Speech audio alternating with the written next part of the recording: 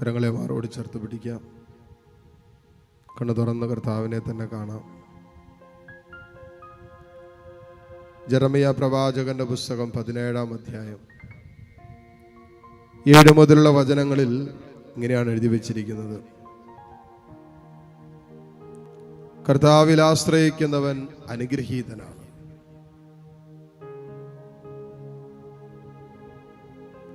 കർത്താവിൽ ആശ്രയിക്കുന്നവൻ അനുഗ്രഹീതനാണ്. അവന്റെ പ്രത്യാശ അവിടുന്ന് തന്നെ. നീ കർത്താവിലാണ് ആശ്രയിക്കുന്നതെങ്കിൽ നിന്റെ പ്രത്യാശയും അവിടുന്ന് തന്നെ ആയിരിക്കട്ടെ.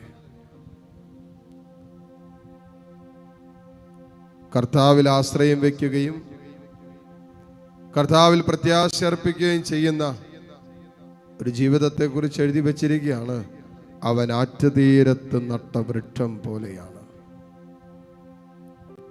അവൻ ആറ്റുതീരത്ത് നട്ട മരം പോലെയാണ്.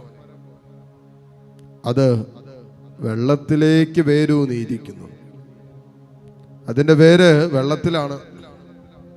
അതുകൊണ്ട് അത് വേനൽക്കാലത്തെ ഭയപ്പെടുന്നില്ല. അത് വേനൽക്കാലത്തെ ഭയപ്പെടുന്നില്ല. അതിൻ്റെ ഇലകൾ എന്നും പച്ചയാണ്. വരൾച്ചയുടെ കാലത്തും അതിനുൽക്കണ്ഠയില്ല. അത് ഫലം നൽകിക്കൊണ്ടേയിരിക്കും. അത് വേനൽക്കാലത്തെ ഭയപ്പെടുന്നില്ല. കാരണം അതിൻ്റെ വേര് വെള്ളത്തിലാണ്.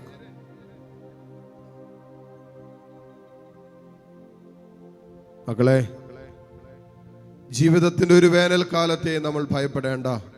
നമ്മുടെ ജീവിതം കർത്താവിൽ വേരൂന്നിയാണ് ഇരിക്കുന്നതെങ്കിൽ, ജീവിതത്തിന്റെ ഒരു പ്രതിസന്ധിയെയും പ്രതികൂലങ്ങളെയും തടസ്സങ്ങളെയും സഹനങ്ങളെയും ഓർത്ത്, ആ വേനൽക്കാലത്തെ ഓർത്ത് നീ അസ്വസ്ഥപ്പെടേണ്ട. നിന്റെ വേര് കർത്താവിലാണെങ്കിൽ, നിന്റെ ജീവിതം കർത്താവിലാണ് വേരൂന്നിയിരിക്കുന്നതെങ്കിൽ,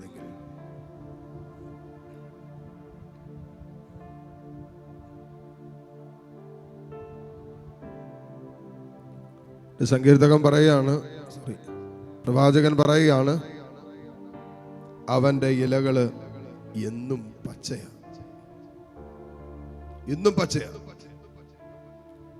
എന്നും സമൃദ്ധി ഉണ്ടാകും. എന്ത് ചെയ്താലും അനുഗ്രഹിക്കപ്പെടും. എവിടെ പോയാലും കർത്താവ് നിന്നെ സംരക്ഷിക്കും. എവിടെയാണെങ്കിലും ദൈവത്തിന്റെ വലിയ കരുണ അനുഭവിക്കാൻ ഇടവരും. അതിൻ്റെ ഇലകളെന്നും പച്ചയാണ്.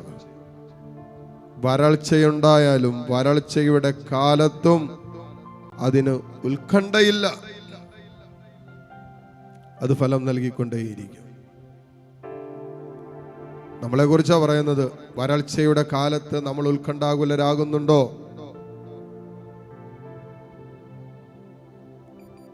ജീവിതത്തിന്റെ ഏത് വരൾച്ചയുടെ കാലഘട്ടമാണ് നമ്മളെ ഉത്കണ്ഠതയിലേക്കും ആകുലതയിലേക്കും ഭയത്തിലേക്കും അസ്വസ്ഥതകളിലേക്കും ആത്മഹത്യ പ്രവണതകളിലേക്കൊക്കെ നമ്മളെ തള്ളിവിട്ടത്? നമ്മുടെ ജീവിതത്തിന്റെ ഏത് ഉത്കണ്ഠയുടെ കാലഘട്ടത്തിലാണ്? ഏത് വരൾച്ചയുടെ കാലഘട്ടത്തിലാണ്? സ്നേഹം വരണ്ടു പോയത് കൊണ്ടാണോ? ക്ഷമിക്കാൻ പറ്റാതെ പോയത് കൊണ്ടാണോ? വിശുദ്ധ ജീവിതം നഷ്ടപ്പെട്ടു പോയത് കൊണ്ടാണോ? ദൈവമായിട്ടുള്ള ബന്ധം വിച്ഛേദിച്ചത് കൊണ്ടാണോ? വിശ്വാസ ജീവിതം താറുമാറായത് കൊണ്ടാണോ? മോനെ, നിന്റെ ജീവിതം ഉത്കണ്ഠാകുലമായ അവസ്ഥയിലേക്ക് എത്തിയത്? വരൾച്ചയുടെ കാലഘട്ടത്തിൽ പോലും അവന് ഉത്കണ്ഠയില്ല. കൂടാതെ എന്നും ഫലം നൽകിക്കൊണ്ടേയിരിക്കും. എപ്പോഴും ഫലം നൽകുന്ന ഒരു ജീവിതം. യോഹന്നാന്റെ സുവിശേഷം 15-ാം അധ്യായത്തിൽ എഴുതി വെച്ചിട്ടില്ലേ, ഞാൻ മുന്തിരിച്ചെടിയും നിങ്ങൾ ശാഖകളുമാണെന്ന്. മുന്തിരിച്ചെടിയോട് ചേർന്ന് നിൽക്കുന്ന തണ്ടുകളുണ്ടല്ലോ, നല്ല ഫലം പുറപ്പെടുവിച്ചുകൊണ്ടേയിരിക്കും.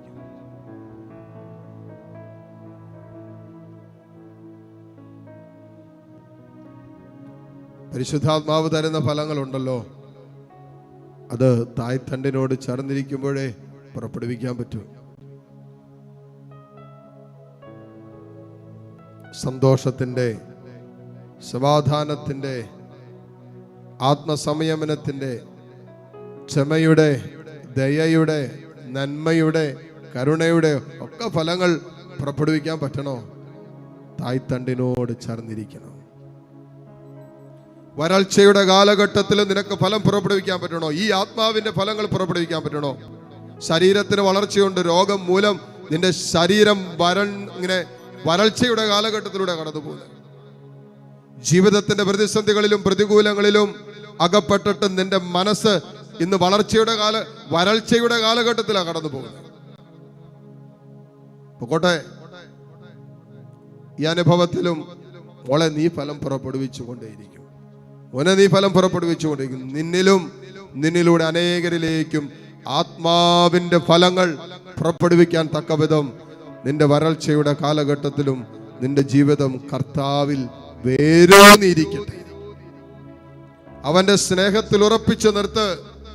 അവന്റെ കാരുണ്യത്തിൽ സമർപ്പിച്ച് നിന്റെ ജീവിതത്തെ മുന്നോട്ട് കൊണ്ടുപോകും.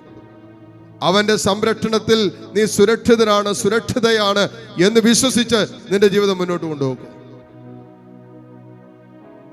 കർത്താവിന്റെ കരുതലും കർത്താവിന്റെ സ്നേഹവും നിന്നെ വഴി നടത്തട്ടെ.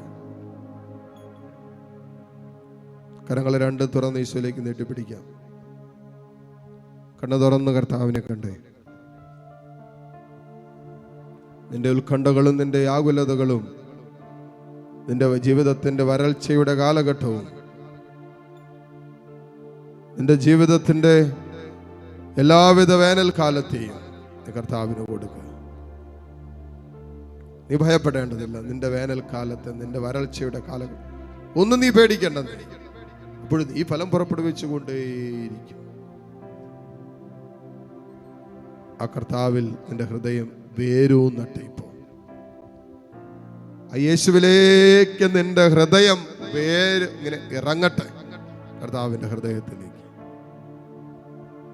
കരങ്ങൾ ഉയർത്തിപ്പിടിച്ച് കണ്ണ് തുറന്ന് കർത്താവിനെ കണ്ട് ഏതാനും നിമിഷം എല്ലാ മക്കളും സ്തുതിച്ചേ. Hallelujah, hallelujah. ഈശോയെ ആരാധന,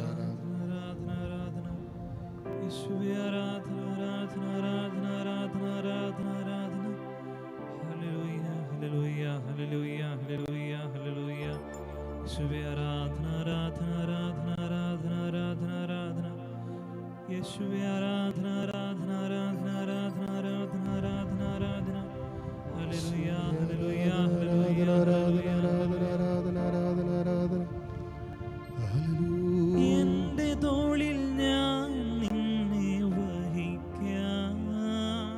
ഈശോയെ നൊമ്പരങ്ങളെന്നും ഞാൻ അകറ്റാം. എന്റെ തോളിൽ ഞാൻ നിന്നെ വഹിക്കാം. നൊമ്പരങ്ങളെന്നും ഞാൻ അകറ്റാം. മുറിവുകളേറും മാനസത്തിൽ അനുദിനം സ്നേഹം ഞാൻ നിറയ്ക്കാം. മുറിവുകളേറും മാനസത്തിൽ അനുദിനം സ്നേഹം ഞാൻ നിറയ്ക്കാം. അനുദിനം സ്നേഹം ഞാൻ നിറയ്ക്കാം. ഇടയനെ വിളിച്ചു ഞാൻ കരഞ്ഞപ്പോ ഉടനവനരികിൽ അണഞ്ഞരുളി. ഭയം ഒരു നിമിഷവും തളരരുതേ. ഉറങ്ങുകില്ല, മയങ്ങുകില്ല, നിന്റെ കാൽ വഴുതാനിടയാകുകില്ല. ഉറങ്ങുകില്ല, മയങ്ങുകില്ല, കർത്താവേ നിന്റെ കാൽ വഴുതാനിടയാവുകില്ല. നിന്റെ കാൽ വഴുതാനിടയാവുകില്ല.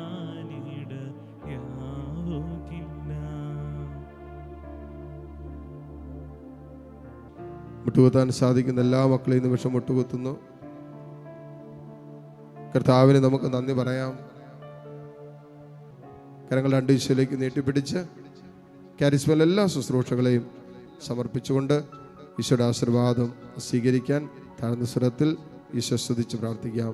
Hallelujah hallelujah hallelujah hallelujah hallelujah. യേശുവേ ആരാധന ആരാധന ആരാധന ആരാധന ആരാധന. യേശുവേ ആരാധന ആരാധന ആരാധന ആരാധന. Hallelujah hallelujah hallelujah hallelujah hallelujah hallelujah hallelujah